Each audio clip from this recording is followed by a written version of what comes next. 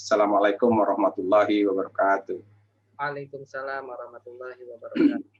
Alhamdulillahilladzi hadana bi 'abdihil muhtari man da'ana ilaihi bil isni wa qad nadana labaika ya mandalana wa hadana. Yang saya hormati Ustadz Yuniardi, yang saya banggakan teman-teman semua juga yang sudah merelakan waktunya malam minggu ya, biasanya jomblo-jomblo itu malam minggu pergi ke pasar malam segala macam, tapi ini malah berdiskusi di sini. Jadi saya mungkin ada perkenalan sedikit, sekarang kuliah di Stidi. Kalau secara usia jauh di atasnya Hamas, tetapi masuk ke kampus saya duluan. Saya masuk kampus Stidi itu tahun 2011. Oh. Iya, tahun 2011 saya dapat 1 semester karena kesibukan, akhirnya akhirnya saya drop out gitu. Kemudian saya melanjutkan lagi tahun 2012, itu saya lanjut di semester 2, tapi kemudian harus berhenti lagi, akhirnya kemarin memulai lagi, alhamdulillah sampai semester 4 ya. Nah, sekarang 5 ini sebetulnya kalau masuk kuliah mungkin saya harus cuti lagi, karena sekarang saya harus memimpin perusahaan di Jogja, itu dan karena kebetulan qadarullah itu ya, Stidi Al Hikmah menyelenggarakan perkuliahan online, maka saya tetap bisa mengikuti. Gitu. Alhamdulillah, berkah. Berkah. Tapi saya pengen cepat berakhir juga. Ya, kemudian saya tidak terlalu buta juga, walaupun saya sudah tua, tapi saya masih ingat gitu waktu zaman saya muda. Saya juga sekarang ada mengelola sekolahan yang itu siswanya sekitar 3.000 lah, 3.000 siswa, ada SMA, ada SMK gitu. Jadi saya mengerti bagaimana sih permasalahan-permasalahan yang dihadapi oleh anak muda.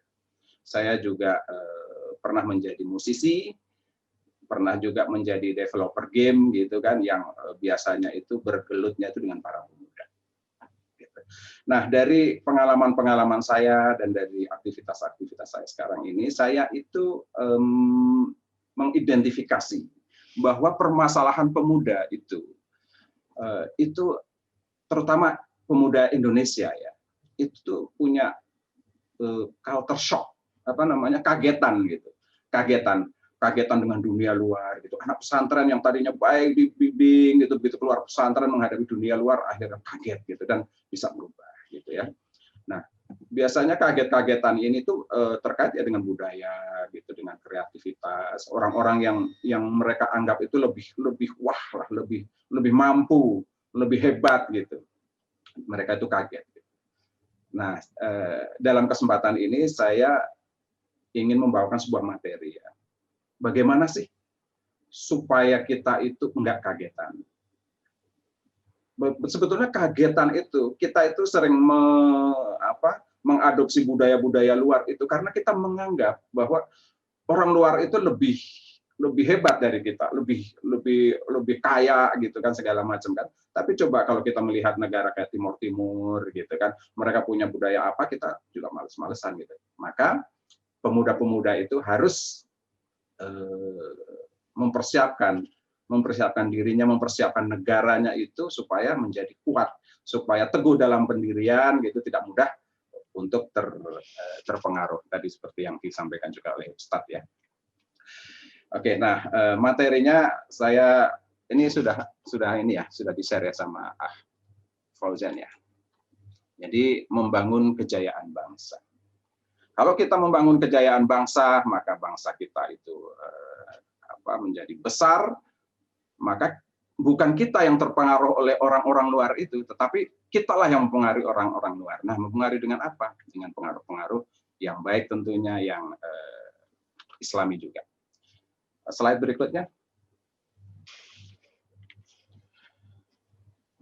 Kita mungkin nggak sadar ya bahwa Indonesia itu ternyata penduduknya itu kalau sekarang itu sekitar hampir 270 juta penduduk. Itu terbesar keempat di dunia. Ya. Nah, apa artinya penduduk dengan jumlah yang sangat besar ini? Kalau penduduk ini itu menjadi produktif, maka bahasa Indonesia ini pasti akan ditakuti oleh dunia-dunia. Gitu. Pasti kita akan bisa memberi pengaruh yang banyak. Karena di dunia itu kita nomor 4. Tetapi kita jangankan menjadi bangsa yang produktif, kita itu masuk dalam kategori nomor 2, bangsa paling konsumtif di dunia. Jadi kita itu bangsa yang paling konsumtif. Besarnya jumlah penduduk kita itu menjadi bangsa yang konsumtif, nomor 2. Nah, siapa yang nomor 1? Nomor 1 itu adalah Singapura. Tetapi ternyata begitu ditelusuri, yang di Singapura itu yang belanja itu ternyata orang-orang Indonesia juga. Jadi artinya apa? Artinya kita itu menduduki peringkat 1 dan nomor 2 sebagai manusia yang konsumtif di dunia. Lanjut. Nah, kita lihat ya, kalau dulu kita itu tidak menguasai tanah air kita sendiri. Kita dijajah ya berapa ratus tahun lah sama Belanda, kemudian sama Jepang gitu kan. Akhirnya itu menumbuhkan mental minder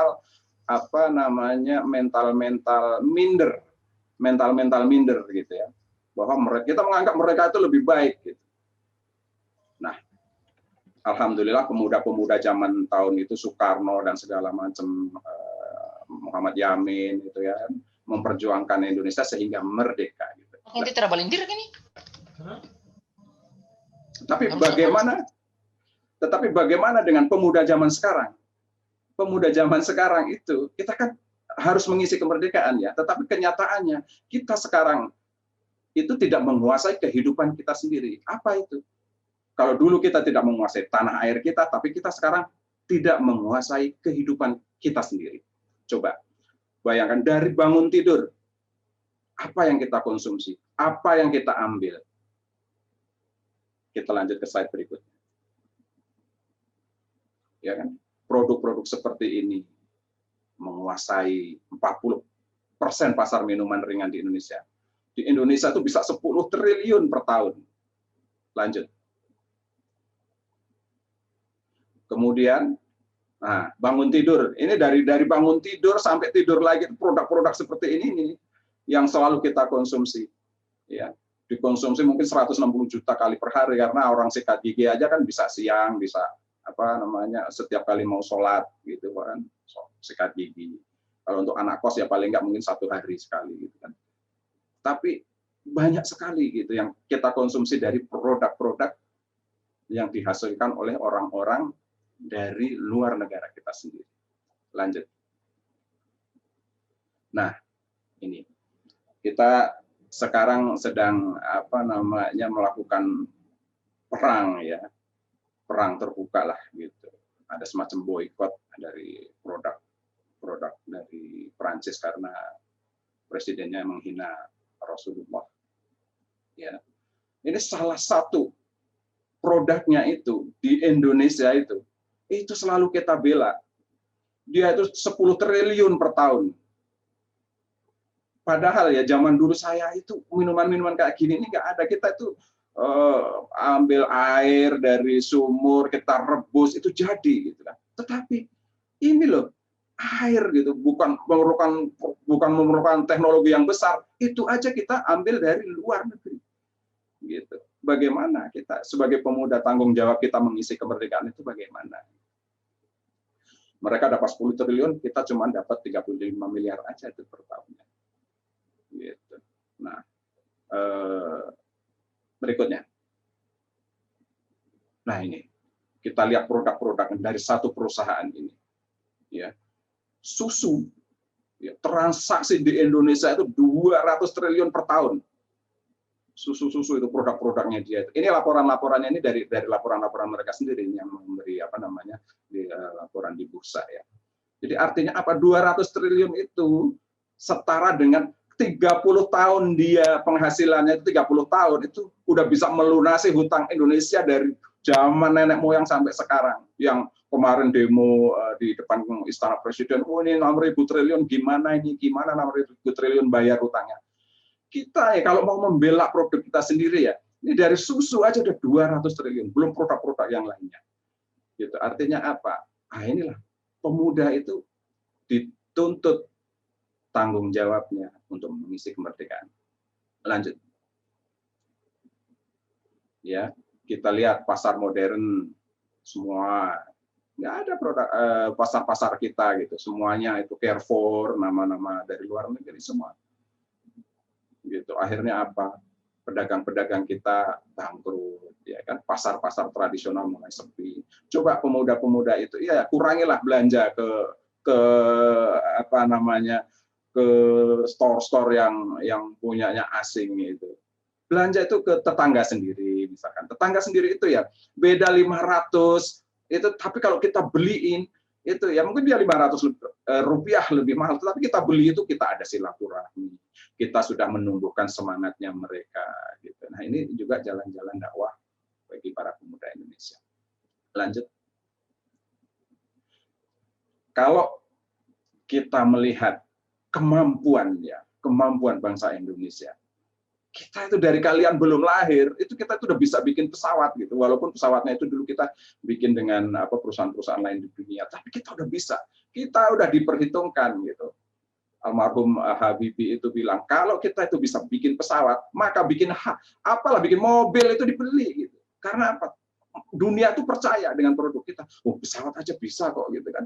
Apalagi gitu, kalau mungkin sekarang tuh HP gitu, mana kita nggak ada mobil yang proyeknya presiden aja nggak jadi-jadi, kemudian HP juga nggak ada yang beredar, yang produk Indonesia gitu. Lanjut. Ya kan, sampai kita juga bisa membuat pesawat sendiri. Nah, pesawat kita itu bukannya pesawat yang ecek-ecek juga. Pesawat kita itu bahkan presiden Korea itu memakai sebagai pesawat kepresidenannya. Berarti kan kualitasnya itu kan kualitas bagus gitu buatan Indonesia. Lanjut. Ya, nah ini sedikit sejarah. Jadi dulu waktu Paris Air Show kita itu pernah ngikut pameran pesawat terbang. Itu di Paris itu kita dapat orderan itu 120 pesawat. 120 pesawat karena apa? Karena memang kita bisa meyakinkan dunia luar bahwa produk kita itu bagus gitu. Sampai akhirnya itu Paris sendiri kalah order dengan pencapaian yang dicapai oleh CN itu N250 dulu. Lanjut. Sampai akhirnya apa? Kemudian tahun 97 IMF itu minta agar IPTN itu perusahaan pembuat pesawat itu untuk dihentikan. Siapa IMF itu? Itu yang sedekat itu Camdessus namanya, Michael Camdessus itu dia itu veteran Prancis. Kenapa dia minta itu diberhentikan dengan segala alasannya? Ada yang katanya ini dana reboisasi lah, apalah segala macam. Fokusnya Indonesia itu harus ya udah aku hutangin tapi kamu tutup itu industri pesawat terbang, gitulah cara gampangnya. Jadi artinya apa? Kita itu pemuda-pemuda Indonesia itu kalah berperang gitu. Berperang dalam apa? Berperang dalam diplomasi, berperang dalam menyusun strategi-strategi masa depan Indonesia sendiri. Lanjut. Sampai belakangan ini ya kita lihat waktu kita membeli pesawat Boeing dari luar, wah ada seremoninya gitu kan. Sehingga bahkan pemerintah aja waktu itu tuh lebih senang membeli itu pesawat dari Cina. Masih ingat nggak pesawat dari Cina yang kemudian pesawatnya itu jatuh juga malahan gitu. Pesawatnya jatuh gitu. Kita itu kadang-kadang suka ngeledek sendiri. Indonesia pesawatnya nggak diapa-apain, dia jatuh sendiri. Enggak. Kita itu pesawat kita tuh canggih, dipakai sama presiden Korea, dipakai segala macam gitu. Malah pemerintah beli dari Cina. Yang dari Cina itu yang jatuh. Dari kita nggak ada, belum pernah yang namanya pesawat kita itu jatuh. Lanjut. Gitu. Nah, pertanyaannya adalah siapa tuan di rumah kita? Benarkah itu kalau kita udah para pendahulu itu sudah memperjuangkan kita, apakah sekarang ini kita berdaulat di negara kita sendiri? Ya. Tekstil, kita tadi bicara hanya beberapa perusahaan, kita belum masuk ke tekstil, kuasai produk asing. Farmasi 80% asing, teknologi 92% impor gitu. Alasannya lebih murah lah, apalah gitu. Buah-buahan, sayuran, beras, garam apalagi bawang merah gitu, semua impor. Nah, terus sektor apa yang kita kuasai sendiri? Itu adalah tantangan juga bagi para pemuda. Lanjut. Nah, kalau ada pernah kita menyampaikan tentang materi ini, itu kita dianggap chauvinisme ya, apa itu? Nasionalisme yang berlebih-lebihan. Nasionalisme berlebihan itu seperti apa? Kita lihat ya, tambang ya, dari peta tambang ini mana yang punya Indonesia? Nggak ada. Nasionalisme berlebihan itu kalau mereka nggak ada, nggak punya apa-apa, itulah nasionalisme berlebihan. Nah, kita ini kita yang nggak punya apa-apa gitu. Jadi jangan apa namanya, jangan dengan dalih apapun gitu kan menganggap bahwa gerakan ini adalah gerakan yang berlebih-lebihan. Kita harus memperjuangkan produk-produk kita sendiri. Lanjut. Nah, ini adalah roadmap Beli Indonesia. Saya sampaikan singkat ya, sebetulnya banyak sekali yang tadi itu saya potong-potong juga. Gerakan Beli Indonesia itu gerakan ini kita mau memperkenalkan gerakan Beli Indonesia. Jadi apa sih gerakan Beli Indonesia itu? Kita membeli produk Indonesia, manifestonya adalah membela bangsa Indonesia, kemudian yang ketiga adalah menghidupkan semangat perjuangan. Ya, selama ini kita sudah sudah perkenalkan gerakan-gerakan ini ke Hidayatullah, ke NU, ke Muhammadiyah, ke PKS juga kemana-mana, dan alhamdulillah mendapat respon yang baik gitu. Bahkan di di Kulon Progo itu kalau di Jawa, kalau di DIY itu dulu itu paling susah ya. Tetapi dengan dia menerapkan gerakan Beli Indonesia ini, akhirnya apa? Dia itu ekonominya itu meningkat jauh gitu. Dulu kalau mau rapat-rapat ya, rapat dinas gitu, pakainya yang produk-produk tadi itu. Akhirnya mereka bikin sendiri, bikin air sendiri, punya perusahaan air sendiri namanya Airku gitu kan. Udah kalau rapat-rapat Airku. Begitu juga teman-teman pemuda itu. Kalau sekarang kalau mau bikin acara-acara, mulai lihat, oh ini air ini punyanya asing ini ya, ini keuntungannya itu dipakai untuk menghajar kita sendiri nantinya gitu kan. Jadi kita ini berperang, tapi perang kita bukan perang secara fisik, tetapi perang secara diplomasi ya, perang secara ekonomi gitu. Kita lebih membela produk-produk kita sendiri. Ya kan? Kalau misalkan itu kalau kayak di depan Al-Hikmah itu ada tuh air putih yang dijual oleh pesantren mana, kalau kita beli itu ada beberapa persen untuk anak yatim, itu aja kita pakai gitu kan. Nggak usah dirasa-rasain, oh ini rasanya beda, enggak, rasanya sama gitu. Kalau kita itu sudah terbiasa gitu dengan air itu, ya kita akan merasa enak juga. Intinya dibeli gitu. Jadi bukan masalah kualitas atau masalah harga, tapi masalah karena punya bangsa sendiri. Nah, bagaimana dengan laptop, motor, mobil, kan kita nggak punya gitu, nggak ada produksi, terus kita nggak pakai dong, enggak lah, nggak seperti itu. Jadi pemuda-pemuda juga bisa memulai dengan hal yang aplikatif. Ya, katakanlah kalau biasanya tuh beli gorengan, beli susu, beli itu makanan-makanan yang produk-produk luar gitu, roti atau apa, ya gantilah jadi gorengan, cilok-cilok lah gitu kan, rasanya juga sama, enak, tapi membangun perekonomian di masyarakat kita sendiri, sehingga kita harapkan ekonomi itu meningkat dan itu akan membawa menjadi kejayaan bangsa Indonesia. Saya rasa nanti kita perdalam di diskusi saja. Mungkin ada beberapa slide kita sudahi saja. Terima kasih. Wassalamualaikum warahmatullahi wabarakatuh. Oke, terima kasih. Ani punya 2 pertanyaan kepada 2 pemateri sekaligus. Masya Allah. Oke, jadi pertanyaan pertama dijawab langsung oleh Pak Lulu dan nanti selanjutnya dijawab oleh Ustadz Joni Hardi. Siap. Oke, langsung saja gitu ya. Terkait dengan pemaparan Pak Lulu tadi sangat luar biasa sekali gitu ya. bagaimana beliau menjelaskan bahwa kenapa kita tidak punya produk gitu kan, padahal kita pahami sendiri bahwa negara itu tidak akan berjalan tanpa adanya ekonomi yang baik gitu. Dan kita melihat kasus sekarang di Prancis gitu ya, orang bilang, oh ayo kita boikot produk Prancis. Bagaimana mau boikot, kita nggak punya produk gitu kan. Untuk itu pertanyaannya adalah apa nih yang harus dilakukan dari pemuda yang menjadi penerus bangsa Indonesia sehingga kita tidak mengalami kemunduran dari hal-hal yang menyangkut pada bidang ekonomi. Baik, terima kasih Kanjul. Jadi pertama kita perlu tahu dulu ya, apa sih, kita kan harus disuruh beli produk Indonesia. Jadi kita harus tahu kriteria produk Indonesia itu apa. Jadi produk Indonesia itu adalah produk yang dibuat di Indonesia dan dimiliki oleh bangsa Indonesia. Itu adalah produk Indonesia. Kemudian kalau produknya itu dibuat di Indonesia tetapi dimiliki oleh bangsa asing, maka dia namanya adalah produk asing. Kalau produknya itu dibuat di luar dan dimiliki oleh orang luar, itu namanya produk impor. Gitu. Nah, tiga ini. Nah, dari tiga ini kita bisa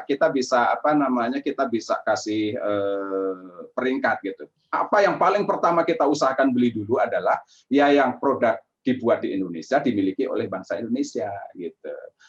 Kalau itu ternyata nggak ada produk yang dibuat oleh di Indonesia dan dimiliki oleh orang Indonesia, ya kita masuk ke produk berikutnya, produk asing, gitu. Nggak apa-apa dibuat di Indonesia, tapi dimiliki oleh orang asing, nggak apa-apa, ini masih boleh lah, gitu kan. Kalau nggak ada juga, ya udah produk impor berarti kan, gitu. Jadi kita juga tidak boleh kalau nggak ada substitusinya, kalau nggak ada penggantinya gitu, maksudnya ya kita terus kayak misalkan laptop, nggak ada ya produk Indonesia apa segala macam, kita terus mau pakai mesin ketik kecamatan, nah bukan seperti itu. Kita tetap harus hidup, kita harus tetap maju, tetapi pembelaan itu ada peringkat-peringkatnya. Nah mulai kalau misalkan kita udah tahu mana yang produk Indonesia, ya mulai itu dibela, gitu, dibeli. Gitu. Jadi terkait dengan kondisi-kondisi yang sekarang ini kita alami, ya, ternyata ada yang bisa kita lakukan saat ini juga. Tidak usah nunggu nanti, gitu kan. Apa itu? Dia adalah membeli produk Indonesia, bukan karena lebih baik, bukan karena lebih murah, tapi karena milik bangsa sendiri. Kemudian apalagi membela bangsa Indonesia, yaitu sikap jelas dalam pembelaan, membela martabat bangsa, membela kejayaan bangsa. Ya kita tahu kalau luar negeri itu ya Amerika katakanlah, ada bangsanya itu mau dihukum di Indonesia, dia turun langsung, gitu, pasukannya turun, gitu, mengawal negosiasi apa segala macam. Karena apa? Karena bukan sebenarnya dia tidak sedang hanya membela manusia satu, tapi dia membela negaranya juga, gitu. Tapi apa yang terjadi pada kita? TKW kita mau dipancung, TKW kita dianiaya di luar negeri segala macam, disilet-silet bibirnya, tetapi apa? Tidak ada peran negara masuk. Maka pemuda-pemuda itu ya inilah saatnya bagi kalian mempersiapkan diri untuk memimpin ke depan supaya apa? Supaya negara itu mengambil peran dalam membela bangsanya sendiri. Kemudian yang ketiga adalah menghidupkan semangat persaudaraan. Aku ada untuk kamu, kamu ada untuk aku, kita ada untuk saling tolong menolong. Karena ya prinsipnya kita manusia itu adalah untuk saling tolong menolong. Nah, ini adalah 3 manifesto Beli Indonesia yang pas kita presentasi di pesantren Sidogiri, ternyata ada seorang kiai itu berkata, oh ini 3 hal ini adalah ada singkatannya. Kata dia itu membeli, li itu disingkat apa? Li, membeli itu li. Membela itulah, menghidupkan itu adalah hi. Jadi apa? Lillahi.